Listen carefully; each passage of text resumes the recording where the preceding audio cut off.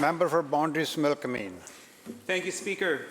I had the privilege this morning to meet with BC's Youth Council and as well as the Premier's Special Advisor for Youth, and I certainly love listening to those bright and open minds. But I hear concern too. Last year, a large study published in The Lancet, for example, identified that 84% of respondents, 16 to 25, are worried about climate change. Perhaps even more concerning, a full 45% of participants said that their feelings about climate change impacted their daily lives. We're all familiar with the smoky skies, the swollen rivers, burnt communities, and the wildfires of recent years. I'm in this House because of the floods of 2018.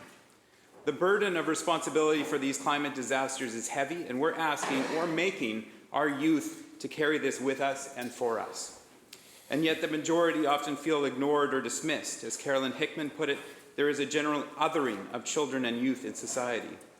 That same Lancet paper noted that, quote, these psychological stressors threaten the health and well-being and could be construed as morally injurious and unjust. Concurrent with globally distributed passionate demonstrations around climate action, we see others, such as the uprising in support of justice in Iran for Mahsa Amini. These actions provide voice to the empathetic. These choices, made with self-awareness and a fight against hopelessness, are Hopepunk in action. Similarly, my discussion this morning revolved around giving youth a voice to be proper advisors for us legislators here. Different scales, parallel challenges.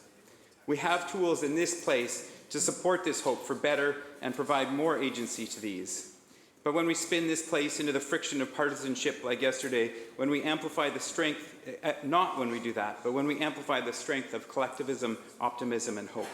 I end with a quote from the writer Alexander Rowland, quote, Hopepunk says that genuinely and sincerely caring about something, anything, requires bravery and strength. Hopepunk isn't ever about submission or acceptance. It's about standing up and fighting for what you believe in. It's about standing up for other people. It's about demanding a better, kinder world and truly believing that we can get there if we care about each other as hard as we possibly can, with every drop of power in our little hearts, and that in this world of brutal cynicism and nihilism, being kind is a political act, end quote. Our job is to help.